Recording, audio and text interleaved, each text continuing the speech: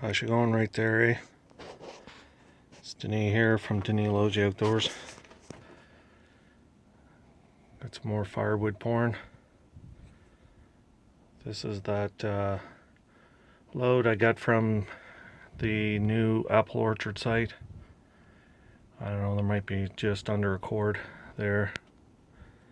I thought there was a little bit more, but anyhow, it's all cut, split, piled, all ranked up for next year. Let it dry for next year, next winter this time.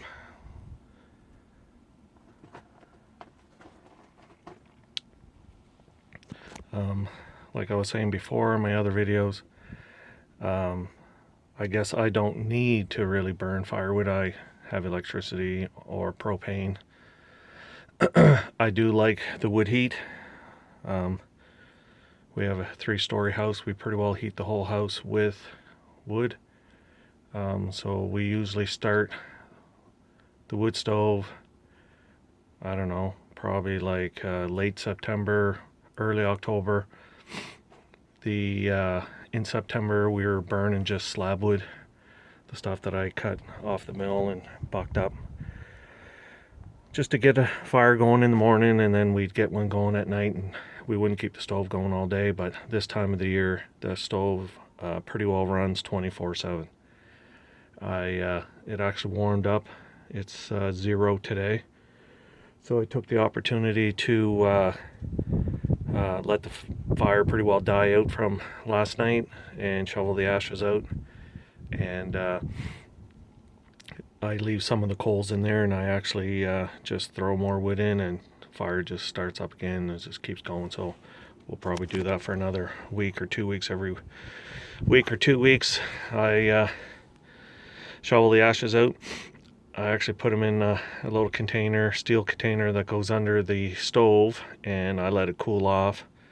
So this morning, before I shoveled the ashes out, I took those ashes that were probably a week old and brought them out to the chickens and put them in the container there, and the chickens do their dust baths in it, and they chew up any of the charcoal that's left over and goes right through them, and then I can use that in the garden later on. So it works out pretty good that way. Anyhow, like I said, I'll put another couple of rows here until this opening, and I've got to clean all this mess here up.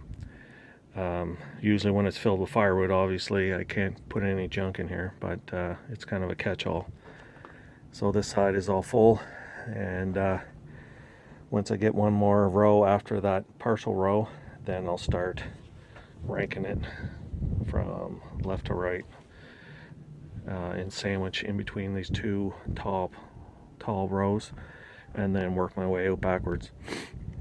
I usually just have a tarp over, like a tarp door, but I think this year I'm going to make like a sliding door that I can roll on a track. Anyhow, like I said, that's the plan. I think tomorrow I'll probably head back up to the woodlot. I'm not sure. I'd like to get to the top of the mountain, but I'm not sure if I'll get up there or not. If not, I'll continue clearing out at the apple orchard site. Oh, a couple dead soldiers there. Anyhow, I'll make sure I take my pole pruner up with me so I can limb that big pine tree. There is a saw log. It's not huge, but my plan was, and like I mentioned in one of the other videos, I'm going to saw that up into a 4x4 so that I can use in between my logs in my log cabin, in between the chinking. You put, like I mentioned, you put pieces of 4x4, whatever the gap is. If it's 1.5 inches, 2 inch, drill a hole in it, screw it, put a screw in, and that'll be sandwiched in between the 6-inch log, cedar log. And then when you chink over the whole thing, you don't see that what I'd be doing is put insulation in first, then you put like a diamond lath, metal lath, nail that in, and then you trowel on a mixture of Portland cement, and you can dye it if you want, and you do the outside first, then later you head in inside and put the lath inside, and then grout it on the inside. So when the logs settle, they'll settle on those blocks, and won't crush and knock your mortar out. Anyhow, that's the plan. I just want to make sure that I have enough blocks already, all milled up, dried, under the snow over there. I have another 4x4. I think it's a white birch, and then I have that yellow birch up on the mountain. So I like to have that stuff all cut up, dried, sitting there in length, and then when I'm ready, I'm not messing around, waiting.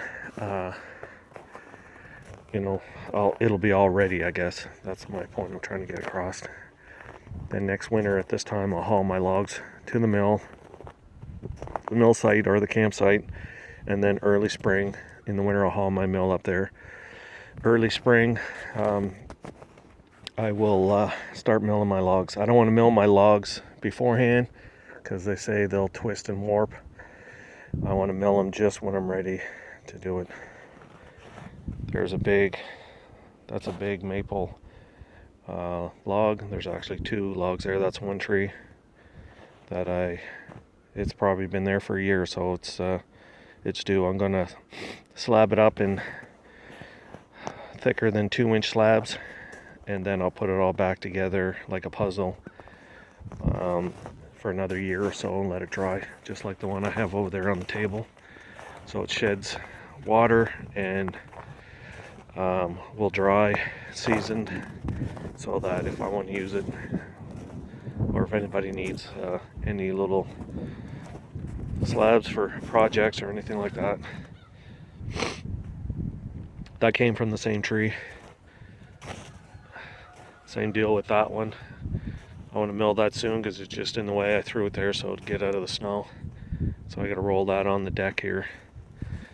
Like I was saying before, usually what I do is I back up in here with the trailer, dump the logs, and then I have a couple of 4x4s. There's one there you can just barely see. They have a little notch sawed in it with the chainsaw that'll set right on top of that piece of angle. Then I just use a PV and then roll the log right down, right onto this deck. You just raise this. There's a couple blocks there you raise up so the logs won't roll right off, and then mill them. Anyhow, someday I'll do a video, kind of do like a review on my mill. I said it's an SMG Champion, made in Quebec. It's a pretty nice little setup, because one thing I like about it, it's got a large garage door spring on it. So that's what this is right here. And then all you do is unlock it, which is that handle right there with the ball on it. You just unlock it, and the whole head assembly with the blade on it will lift straight up. So you're not constantly having to crank it or raise it. It just lifts automatically, and you can increase or decrease the tension on that spring. And then you use that big wheel that you just adjust it up and down. And there's a ruler right there, and there's a needle, so whatever thickness you want. And then you just grab that handle with the ball there and just lock it in place, and it stays there. Anyhow, I'll do a review sometime on that. Get the GoPro and have it set up. Anyhow, that's it for now. Thanks for watching. Like, share, subscribe, comment. Like I said before, comment where you're from. I kind of like hearing where all different type people are. Anyhow, thanks for watching. Thanks. Bye.